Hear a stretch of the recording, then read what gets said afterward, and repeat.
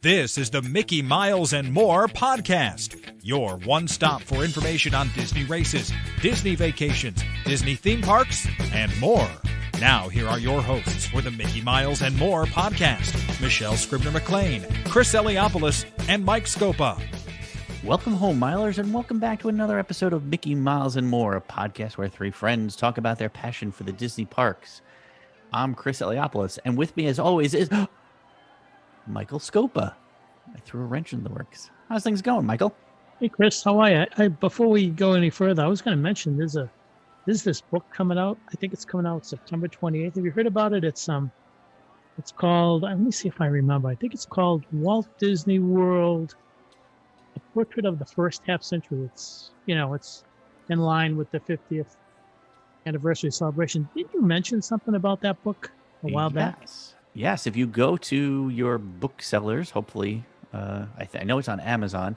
It's obviously a portrait of the 50th anniversary of Disney World, and they asked a bunch of quote unquote celebrities and cartoonists to give some quotes. And so I have a few quotes in that book. It sounds like it's going to be a wonderful coffee table book. And if you ever see me out with it, you're allowed to hit me over the head with it. That's the new rule. So. Is it like the Kramer book, that it's not only a coffee table book, but it's a coffee table? It's not only a coffee table book, it's a theme park. You can ride rides on there. So our regular cast member, Dr. Michelle Scribner-McLean, is out this week. So our understudy this week is our always favorite, always wonderful, from MEI and MouseFan Travel, the lovely Beci Mahnken. Hi, Beci. I love being an understudy. The part of Michelle would be played by. Exactly. I don't know all her lines. I might have to, make up some as I go along, but it's always fun to just sit down with you guys and chat and talk about everything that's going on, because there's a lot going on right now. You will have to wear Apple products and use Apple products for the rest of the show. As I put my Google Pixel over to the corner here for a second. Hide it. So yes, so Beci said, we have a lot of news and information that we got to get to and try to get it all in. And Beci, being the wonderful travel planner that we love so much, she's got a lot of information that she can share. But Mike, the first thing I want to talk to you about is that Bob Chapek's comments at the JP Morgan Global Technology Media and Communications Conference. He said a few interesting things. You want to share some of those things? Well, you know what's funny? Every time he opens his mouth, everybody goes, they try to read into what he's saying. So there are a couple of things that he mentioned at that conference. One of the things that he said, and this is a quote, he said he thinks that we should see, quote, low double-digit increases in park attendance over the next quarter, the next couple of months. And I'm not sure what he means by that, but obviously the capacities are going to go up, but I don't know what low double-digit increases mean. Does he mean maybe 10 to 15%? I don't know. That's one of the things that everybody taught, and they're thinking, so the capacities are going to go up. And we assumed that they were going to go up, but he's pretty much, throwing it out there that they're gonna go up, and so we'll see what happens. The thing is that there are things that we are not aware of that they, as theme park operators, have to be aware of. And one of the things is that OSHA has a say in how things are being handled from a worker's standpoint. So they have to comply with those guidelines. But when those guidelines begin to, loosen up, there will be some changes, obviously, in the parks. He actually mentioned towards the end of their fourth quarter, which I believe is towards the end of September. Beci may know more about this than me, but he was alluding to September. And what do you know? The end of September is just before the 50th celebration begins, October 1st. So you don't say.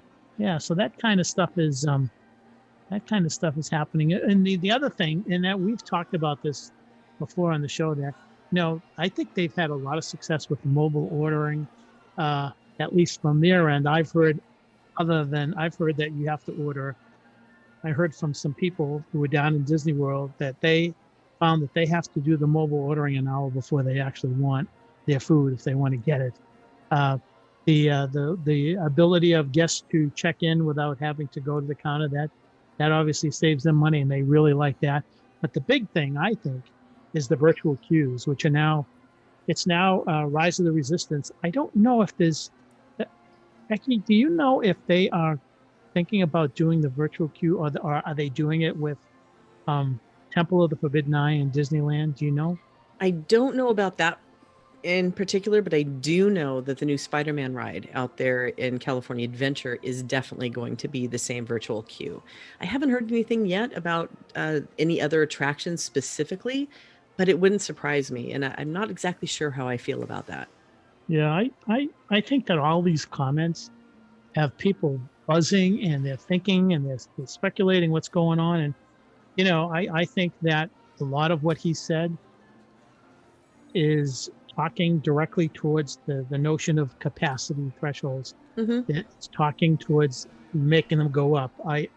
I've heard from some people who were down there this week, and they were mentioning that when they're in the studios or the Animal Kingdom, that it seems like the crowds swell around 10 or 11 o'clock. And when they're in Epcot or they're in Magic Kingdom in the morning, it's not that crowded, and they were trying to figure that out. And I mentioned, I said, maybe that has something to do with people want to be in the studios and in the Animal Kingdom because they close early. And one big factor is Rise of the Resistance. If you want to get on that attraction, you need to be there first thing in the morning, really, and get in that virtual queue. And I think that when you look at 6 and 7 o'clock, those people who have gone to the studios and who have gone to Animal Kingdom are now going to Epcot or Magic Kingdom, mostly probably Epcot, because Epcot's open till 9 and they have restaurants. Magic Kingdom not so much. But you see this interesting how this pandemic and how the reopening and how all this adjustment is making the crowd trends kind of really funny. And what we would classify as a low crowd number last year is completely different this year. I'm getting all kinds of asked questions saying, gee, have you heard anything about the fireworks? Have you heard anything about parades? And I really don't know. You read into his comments, and if certain guidelines are lifted, then maybe there will be some kind of way of them, showing harmonious or showing what's going on in the Magic Kingdom. I really don't know.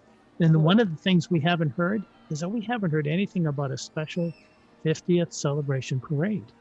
That's really, to me, that's a big flag.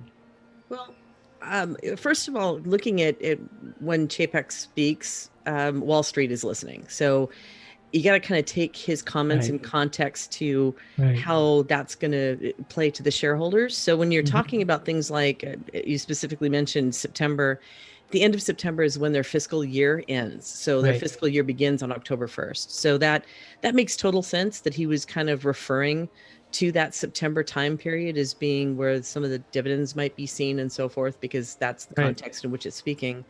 The capacity is a whole nother thing. And I know that they're trying to be very careful, because while they do want to get that increased capacity going as quickly as they can, because that means more revenue, which means, better profits, they also have an issue where we still have a bunch of hotels that haven't been opened yet. So you kind of, the capacity issue and the hotel openings kind of go hand in hand as well. As they open more hotels, it means more people that are going to be going to the parks and not necessarily going to a convention all day, because those haven't started back up yet. So I think that we're going to start seeing faster incremental openings of the capacities. And when you're talking about things like seeing the parades and the fireworks, now with the 50th, I still think we don't know everything that they're planning for that. So even if we haven't heard yet about a parade, doesn't mean we won't. Harmonious has been on the table for quite some time, and now literally it's on the water when you go there. I will say, I was somewhat taken aback at the size of the Stargate and the Four Tacos. But knowing that it's going to be an amazing magical show will make it all worthwhile, but that didn't stop it for a second. So we know we're not going to get that type of show because we know it's coming, right? They're not going to make a new announcement. I don't know. I'm 50-50. Who knows if we're going to see a parade? We might. There might be more information coming out because it is going to be, from what I understand, it's going to be the long 18-month celebration, hopefully. So there might be other little magical things around the corner. And talking about fireworks, that all comes with capacity, because the only reason that they went away is because they didn't want crowds of people to gather closely and tightly together. So as these protocols are changing, that might change too. I think all your comments well taken. I think aren't they just like already fully booked for October 1st anyway? Why do they even have to announce anything, right? People are going to be there anyway. Well, there's still hotel availability for October 1st. The parks, however, the park reservations for Magic Kingdom, I believe, are sold out at this time, and Epcot is close. But remember, that's based on the current capacity. So if they change from, say they're at 40% right now, somebody's saying they're 35, some are saying it's 40, some are saying it's 45. Let's say it's 45 right now. And they open another hotel and they increase that capacity to 60%, bang, there might be some more park reservations opening for those. So there's still possible options to get in there if they do increase that capacity. You know, what's kind of funny, a lot of people want to be in the Magic Kingdom on October 1st. And if there's still a capacity issue, then those people who are in the Magic Kingdom may not be able to go into Epcot that night to see Harmonious, if in fact Harmonious does go off on October 1st. So that's going to be interesting to see what happens with the park. Yeah, you're right. We haven't heard. I think that the assumption is that that's going to happen October 1st, but we don't know that for sure because there hasn't been any announcement. The only attraction or the only thing in Epcot that we know for sure is Ratatouille. That's opening on October 1st. And I think that is, in a way, the timing was to act as somewhat of a release valve to help take some of that surge of people from Magic Kingdom and Epcot. But it wouldn't surprise me if Harmonious comes along the same time. Well, they would have to figure out how to, again, it would be depending upon the social distancing guidelines, which are pretty much thrown out. They might, I wouldn't put it past them if they said, we can have fireworks, but everybody's going to have to wear a mask. I don't know. Yeah, they haven't dropped the mask situation yet, for exception of outside. So the whole thing hasn't gone away as it has. And I think that's a part that's driving me the most crazy, is there's no consistency to the rule. And it depends on where you are, what theme park you're in, what state you're in, where, it's difficult to keep up. They're trying to establish consistency this week because they are installing and have been installing special signs outside of the buildings saying, you went to the building, you put a mask on. You went to the restroom, you put a mask on. So they're trying to establish that consistency. But I agree, Becky, I think the biggest question is, well, when I get in the queue line, when do I have to put my mask on? That's one of the biggest questions. And I'm just quickly looking at park availability, and it looks like October 1st, like we said, for I'm yellow, orange, gold. Whatever. Yeah, I'm looking through the three buckets. It looks like Magic Kingdom and Epcot are gone right now. And again, really? I think that's going to change if they up that. Annual passes, and even on Saturday for annual passes, Epcot, Magic Kingdom, and Hollywood Studios are all gone for October 2nd. So they would have to increase capacity to open those up again. And my wife said, why are we going down for October 1st? That's why. Now you have the answer. Yeah. Well, I'll be there. I'll tell you all about it. Yeah, just send me videos or call me up and I'll just live stream with you. I'd Yep. FaceTime with you, but you don't work on Apple, so I'm sure we can come up with something. yeah. I'm sure technology will allow us to Yeah. figure something out for you. But yeah, and considering the fact that they will be obviously uploading or upping the capacities, sounds like they're also hiring at the parks, probably mostly for quick service, which is get everybody in and out, get them going. I think the operating hours for August are the same as July. Do you think they're going to start upping those hours anytime in the near future? We're going to see some of the parks staying later. I think we'll hear something within a week. I think that Jerry Demings, the mayor of Orange County, is going to come up with an announcement next week, and we'll see what he says. He may lift the mask mandate for Orange County. He may do a whole bunch of things. So I think the first week in June and the first week in July is going to tell a lot, and that could very well change. But I don't think it would change that much, Chris. Maybe they'll extend them an hour. Yeah. Maybe to 10 o'clock. Although I just remember those, you and I and Michelle and my kids, my wife, spending like 3 o'clock in the morning at the Magic Kingdom for those extra magic hours at one point. I doubt that's going to be happening anytime in the near future, but I would like at 11 o'clock maybe or something like that at some point. But so when I go down, Becky is wonderfully skilled at making sure that I have a ride to and from the airports. When I'm down in Orlando, I don't use Magical Express. I don't use rentals. And based on what we've seen in some pictures, Mike, the Magical Express is not so magical when you land and get your bags, huh? No, it isn't. But before I get to that, I want to mention, Becky, when you looked at park availability, you notice that the rest of May is grayed out. And so is a huge amount of June. I was looking at that too. Really? For theme park ticket holders or resort guests, pretty much all of June is either completely grayed out, or there are certain weekends that you can tell they increase capacity because there's one park left. So if you're a resort guest or a theme park holder or theme park ticket holder, it's going to be hard to get in June unless you already have your reservations. Annual passes are a little bit different. If you've got an annual pass, if you're lucky to have that, from June 13th on, it's pretty big. I just wanted to mention that. Yeah, Chris, the thing is that, the Magical Express thing, I constantly people are saying, I'm going down. Do you want me to check this? And I said, yeah, check Magical Express. So one of my friends sent me a photo of Magical Express line in the airport, and it's just, I would have guessed maybe 80 people I saw in line, and there were 2 cast members checking people in.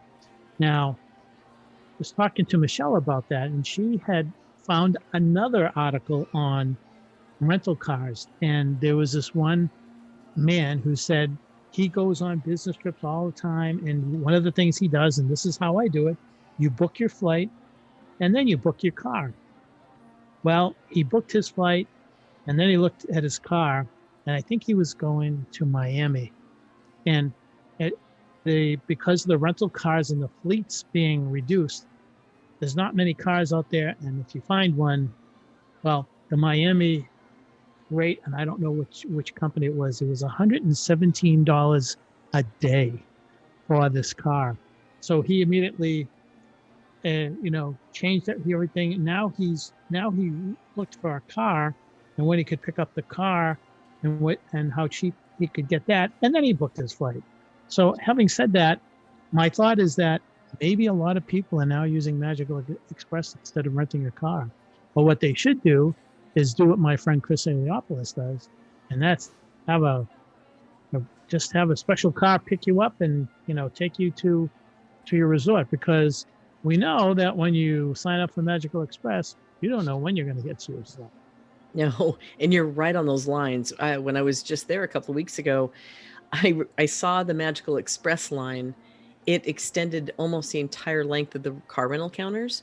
And then when I returned, there was a a car rental line that was pretty much half the distance of that. So there really is some interesting imbalances happening, and I know they're working on it. And it also depends on what gateway you're trying to rent a car in. So if you're trying to get a car in Hawaii, forget it. There we've seen rates as high as $400 a day for a car.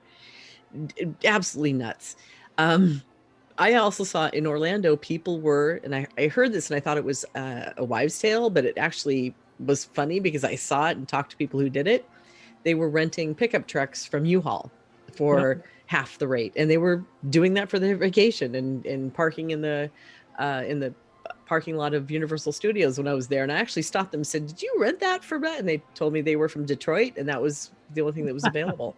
Wow. So if you're going to go to Disney World or to Universal Studios, it is really a great idea if you just get one of those town cars. We work with them all the time. We have a couple of companies that we adore down in Orlando.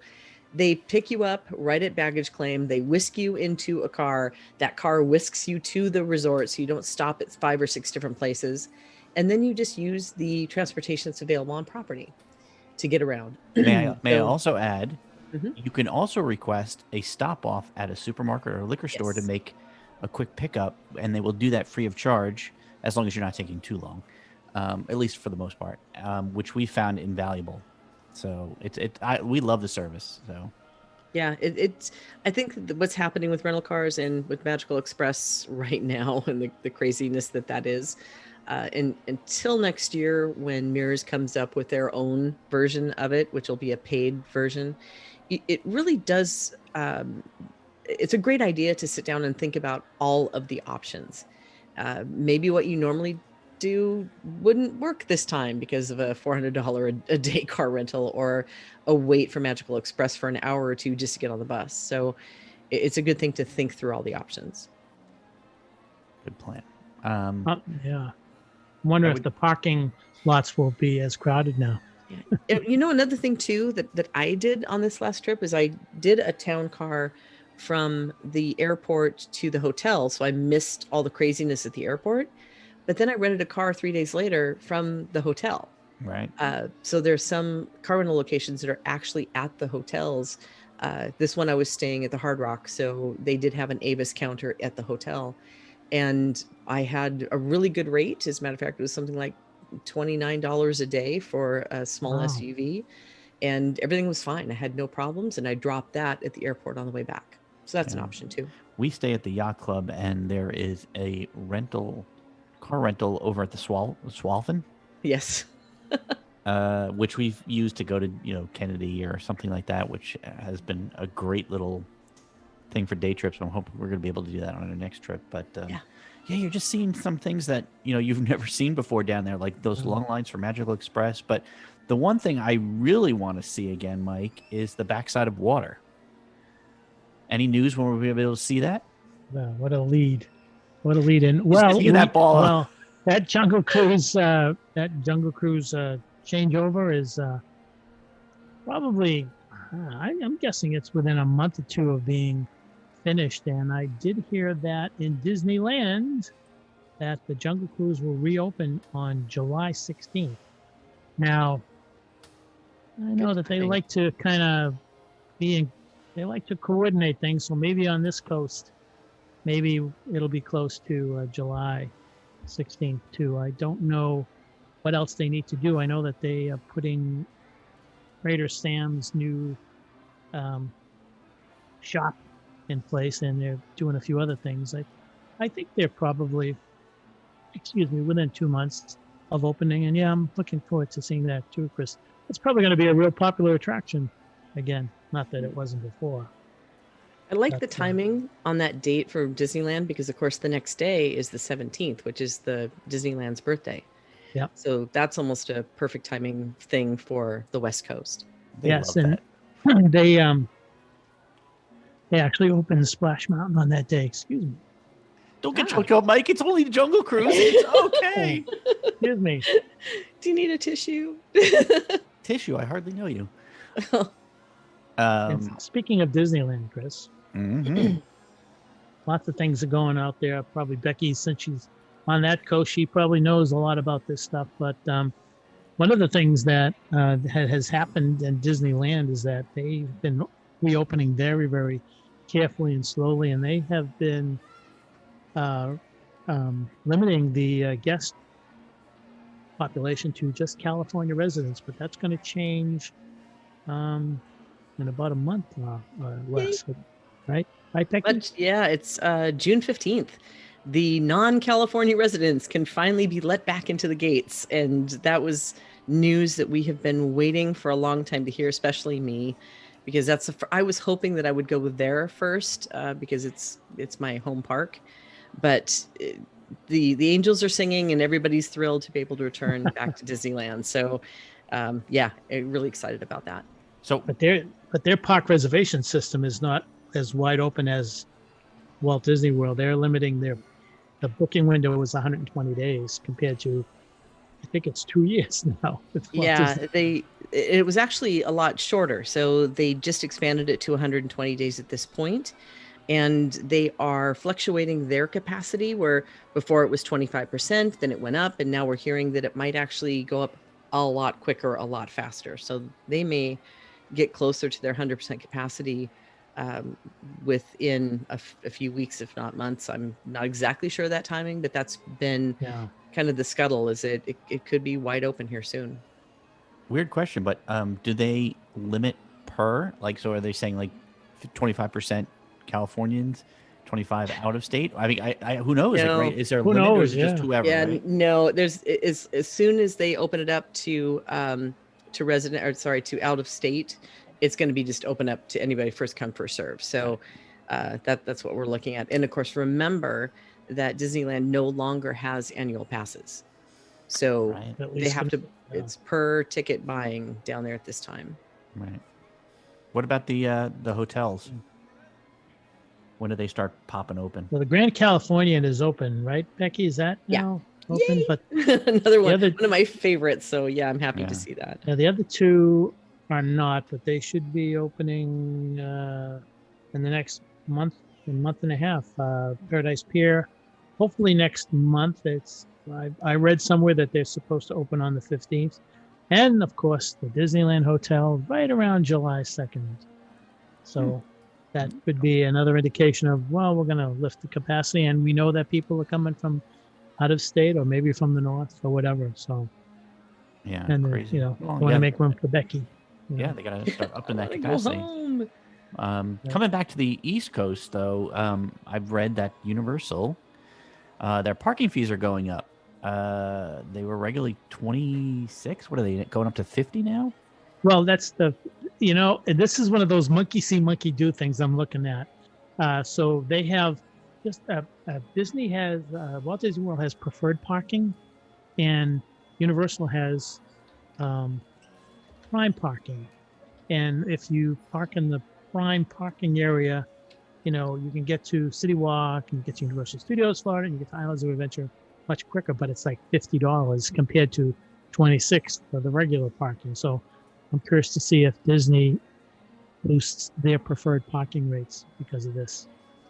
We'll see. I'll say I loved their prime parking, and I have an annual pass for Universal. And if you have an annual pass, then it costs an extra $9 to get into prime, which wasn't bad at all. And it's really close, and you just basically, you're right there to the pathway that takes you to security that takes you in. So I kind of feel guilty about it because I'm, jipping myself out of steps that I should probably be taking. but when it's 98 degrees and 150% humidity, I'll pay the extra price and do prime. Yes. Yeah. Yes. But it seems like that's the thing, right? Every time one park does something, the other park kind of follows suit. Yeah. We saw it with the mask mandate. I mean, Mike called it. Mike literally just said one of them is going to pull the trigger, and then immediately the other, and boom, it happened like clockwork. But next up, I don't really care, but Mike wants to talk about this stuff. So, Well, I'm sure Becky does too. Yeah. Royal Caribbean has received clearance to start setting sail on June 15th. Are the Disney Cruise Lines going to start opening up back? So So let's talk a little bit about the You're Royal not Becky. Caribbean. Shut up. Becky, Hey. maybe you can enlighten Chris about how Royal Caribbean got to get the okay to sail out of Fort Lauderdale. Wow, Chris really does have an issue with cruising, doesn't he? The only cruises I want to go on are the jungle ones. Some things never change. This has been Things never change. exactly this has been an ever-changing situation with cruising, and it's been actually fascinating to watch how everybody's yinging and yanging and pushing and pulling with this process. Now, Royal Caribbean, I think we talked about last time, the current situation was the CDC finally said, here are the guidelines, here are the two paths that you can just choose to be able to sail from the United States again. And one of them is you have to promise that you will have 95% of your guests will be vaccinated and 98% of your crew is vaccinated. They have to prove it, and then they have to maintain those levels. The other one is they have to do test cruises. So the test cruising, there still will be a vaccination requirement. It just doesn't have to be 95%. So that allowed for cruise lines like Royal Caribbean and Disney to have more than 5% of the kids on board that can't get vaccinated, that under 12. So Disney and Royal Caribbean can do the two test cruises. Others like Celebrity decided, nope, we're going to do the mandatory vaccination at 95%. So right now, they are already sailing. Royal Caribbean has a sailing out of Nassau on June 12th that I'm going to be on, if all goes is correct. So I'm looking forward to seeing how that protocol runs. But right now, there's an interesting thing happening because of those two paths from the CDC. One of those paths has, let's say, a wrinkle in it, that the governor of Florida said that no business can mandate a mandatory vaccination. So you got the CDC against Florida. So anything going out of Florida right now is kind of up in the air, even though many of them have already announced that they're going to start their test cruising. So that's where that June date comes from, because Royal Caribbean did get the okay to start their test cruising. Nothing about that vaccination mandate right now. So that's still something out of in the left field. However, stupidity mandates or anything like that? Yeah. I mean, it is Florida. Yeah. Well, the good news is, though, that Alaska, those sailings can go forward thanks to a waiver of the PBSA, so that cruise lines can sail directly from Seattle to Alaska without stopping in Canada. And we've been waiting for that for months. That finally came through. In Washington state, there is no mandate that says you cannot ask or require vaccination proof. So here, any of those cruise lines can sail from Seattle to Alaska, starting as soon as they decide what path they're going to go on, if they're going to do test cruises. So we're already seeing those tee up. And for Royal Caribbean especially, they're starting on July 19th to start their Alaska sailings. I think there's another cruise line that might be earlier. I'm not exactly sure.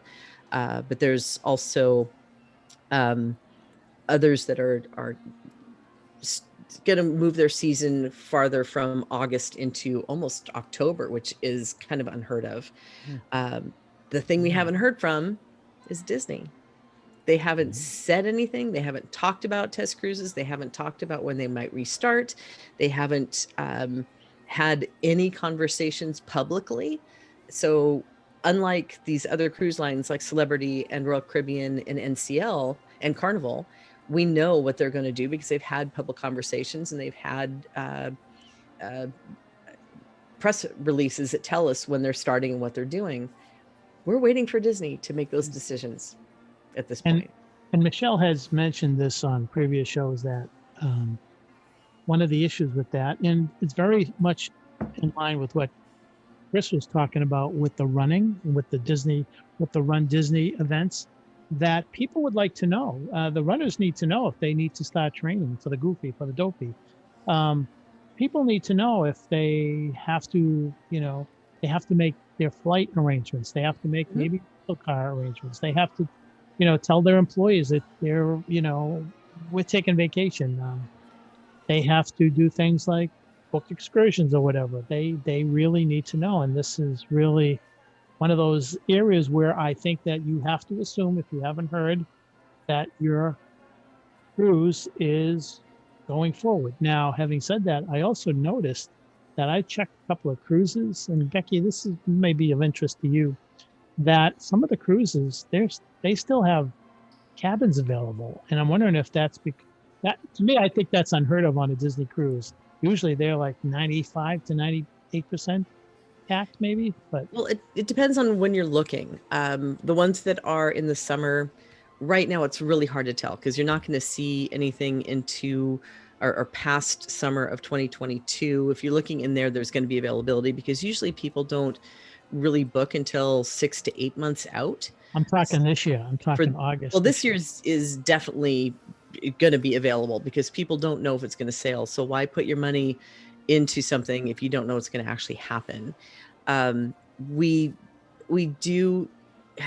The hard part is you have people that are already booked on the ones that haven't canceled yet. So for Disney Cruise Line in particular, the Wonder departures through July 12th, Disney Dream and Fantasy departures through July 31st have all been suspended. So August going forward, there are people who are booked who don't know if those are going to sail or not. And for Disney, they've had this tendency to kind of wait till the last minute, the last possible minute before they cancel something. I think they hold out hope that they can figure a way to make those go. So it's a plus and a minus because having something cancel last minute isn't, the best case scenario.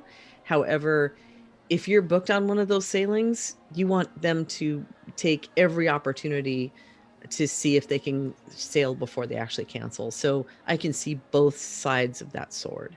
Yeah. Well, good. No, I'm done with cruises. I don't care anymore.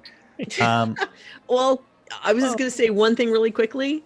The Disney Wish, if you think or even thinking about it, those sailings are going out the door really quickly. Today was actually the first day that it was open to the general public. So Disney has one great thing going for it, and it's that repeat client that loves the brand and it's going to come back. And it was clear from the Disney Wish. And one of the big tips that I can give anybody right now is if you can possibly sail from the end of August into September, that's going to be your best bet right now for pricing and availability. However, they've only announced availability through the end of September. Soon, we don't know how soon, but soon they will open up October forward, and there'll be another opportunity to get in on the front line at the lowest available rate. You wish I'd book a cruise. Someday, I swear, someday we are going to get you on a cruise, and then you're going to be on it going, I've been missing all of this all this time. Why didn't you tranquilize me and drag me on this thing earlier? And then your alarm clock goes off, and we're all awake in reality.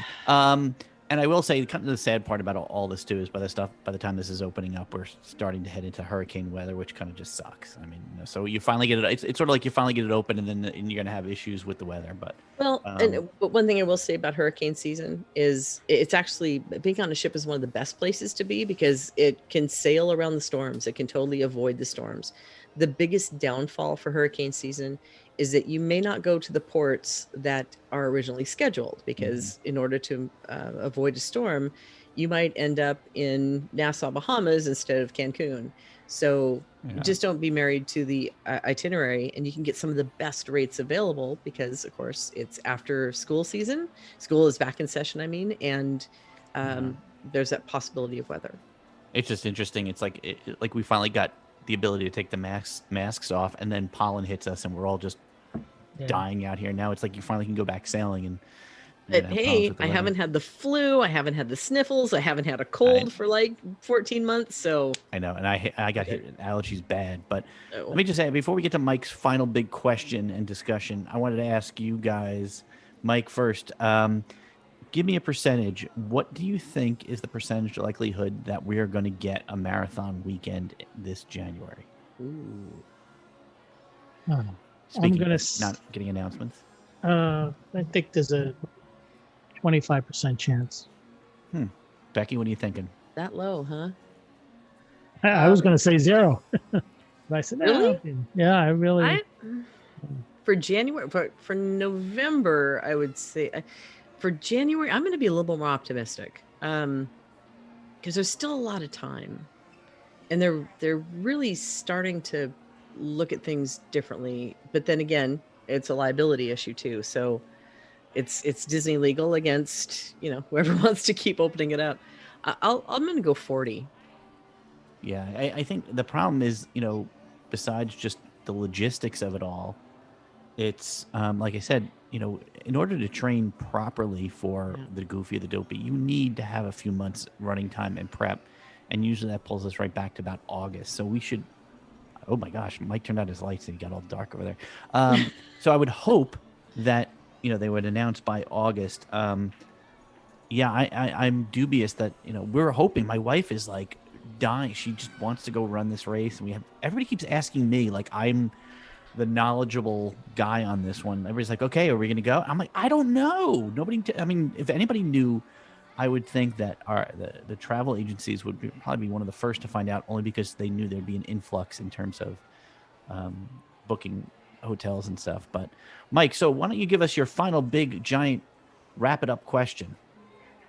So I don't know if you have been to any of the other. I think, yeah, you might have. Like there's the 5th anniversary, the 10th anniversary, the 15th, the 20th, the 25th anniversary of Walt Disney World, and it was always something special. Year of a Million Dreams. I was fortunate to be at the announcement of that in Soho. I was actually flown to Soho by Disney, and because I won some stupid prize. But anyways, the thing was that all this stuff was going on with the 25th, and the 50th is a bigger deal than the 25th. And we talked about this earlier that and I agree with Becky that there may be things that they would like to announce, but they're not sure, so they're holding back. But if we were in charge of putting together special events for the 50th, I'm really curious as to what you two would like to see the Walt Disney Resort come up with that would be beneficial to the guests and would be sort of a carrot to draw people to this 18-month celebration, which is 3 months longer than usual. Usually it's a 15-month celebration. So ladies first, Becky, what do you think would be something that you would like to see? Oh, that's such a huge question. Yeah. Because I think right now my bar is set so low because I'm just happy to see a resort open, and I'll be thrilled to see Harmonious actually go. I'd be over the moon to see a brand new fireworks show, or when we were talking about the nighttime parade. How cool would that be to have, an iridescent, crazy, glowing nighttime 50th anniversary parade? I loved when they did the Year of a Million Dreams. I thought that was one of the best things that they'd ever done, because it was surprise and delight all day long, no matter what you did. I actually was I got dreamed at the airport when I was there for Magical Express, and they said, "Oh, excuse me, this is your car over here," and they dumped me in a limo. But it was one of those things that it made the world right in such a magical way, to just have little pixie dust sprinkled on you. And I would love to see them bring something like that back. So it doesn't have to be only the person that can afford it gets to go with a VIP guide. Maybe they, choose a family of the day, or sprinkle them with pixie dust to, in a celebration, to let them have that experience one time, or grab the family that does a certain thing that gets the castle suite. I loved that entire experience, and I wish they would bring something like that back again, and a nighttime parade, and I'm good. Yeah, I'm the big proponent of the Year of a Million Dreams. I think they should have just kept that going. I've said it over and over again. But you know what I would do? I would love to see, besides that, sort of some way to reintroduce all of the past history of Disney World in terms of defunct attractions. Bring back something like Mr. Toad's board game, or or Mr. Toad's buttons, or you would get what was oh geez, what was Mike? What was the ride that shrunk you down in Epcot? And I The shrunk world- the audience. No, well that one too. What No, was- the one way back. Yes. It was. we had the World of Motion. We had, the old rocket ship to Mars. I mean, I'm trying to remember all the actual attractions that were gone, but just little things that remind us of what we've lost. Are you talking about Body Wars? Body Wars. See, there's the other one yes. too. There was one where it was like, remember you could, I mean, it might have been in Disneyland. Yes, It is Body Wars. Yeah. There was the other one where like you would go into the queue and you would see these little chairs go by with little people, and they would shrink you down, and you would see it go by. Was it the World of Moon? No. No. What was that one? What was that ride? Somebody's probably screaming at their iPhone or something. I never got to ride it. It was before I ever got there. And Was it Disney World or Disneyland? It was World. It was in Epcot, Chris. God, I want to say. I just remember the ride. And this is funny. I was such a little kid. I really believed they were shrinking people, and so the people that were getting onto the ride vehicles were going by into this thing and getting shrunk down, and you would see the little ride vehicles go by, and the people were like this big, like an inch tall, and I was like, Well, Body Wars, it was just like Star Tours, except that it was a very rough version of Star Tours. Right. See, now we're gonna have to look at this. I know. I am drawing. I'm getting old. And I want to say it was at Disneyland. Adventure Through Inner Space. Yeah, I think that's the one. Yeah. Oh, that one. Wow. Yeah, I think that was Disneyland though. But I would, again, Yeah. just sort of like let's go back and do a retrospective. Mighty microscope. Mighty microscope. And then you would go through a snowflake or something like that.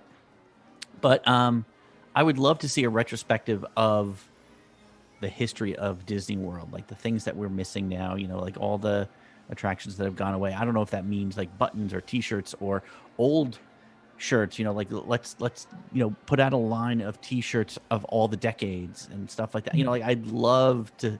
I'm very big into the retro stuff. I would love like retro T-shirts or hats, or or the old way they made hats, like the Donald Duck hat that looked like a baseball hat with the mesh, and then you had that squeakable duck thing on the front. Like that's what I would love to see. Just remind us of all the years that we've spent at those parks. Mike, what about you? What would you do for the 50th? Well, Chris, I think you hit the nail right on the head. I think that when you think about any type of place, organization, or a company celebrating 50 years, I think that they have to recognize that there's a relationship between themselves and their guests, their customers, their clientele, that has been a relationship that has helped them get to the 50 years. And I think that when you think about that, that means that there were things in the past that worked. There are things that maybe we should see one more time to remind us why we kept coming back. And so when Becky was talking about the nighttime parade, I think about the Main Street Electrical Parade. Yeah, it's old technology, but boy, that would bring back a lot of memories. And even Spectral Magic. Spectral Magic was pretty cool. I even think that maybe Fantasy in the Sky could be brought back in the Magic Kingdom, and then have a 50th anniversary tag at the end of it. I think that would be nice. I'd love to see Tapestry of Dreams, but that Tapestry of Nations, that's not going to happen. That was an incredible parade. But that promenade section of World Showcase is now taken up by all these kiosks, so they don't have much room there. So I would like to see that kind of stuff. And bring Walter Cronkite back. Yeah, I also agree with the thought of the Year of a Million Dreams. There should be some type of a reward given out randomly to guests who have, helped them grow, to the annual pass holders who have kept coming back, to the Disney Vacation Club people who've been coming back year after year after year. I think that would be nice to see some type of gesture, and maybe something along the line of every millionth person who passes through a turnstile will be rewarded with a 5-day vacation, in a moderate or deluxe. I don't know.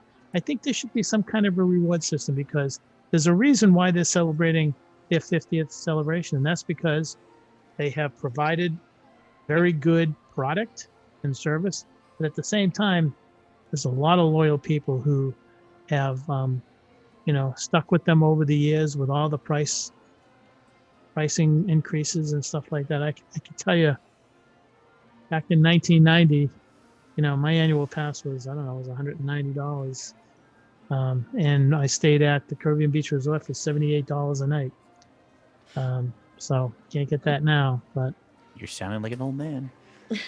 I am. I am. Well, yeah, I agree. I think we should all be.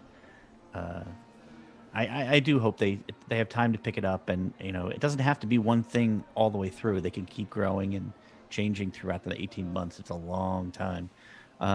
Becky, there's one final question I have for you that's the most important in the world. Okay. When is Cruise Cup opening up again?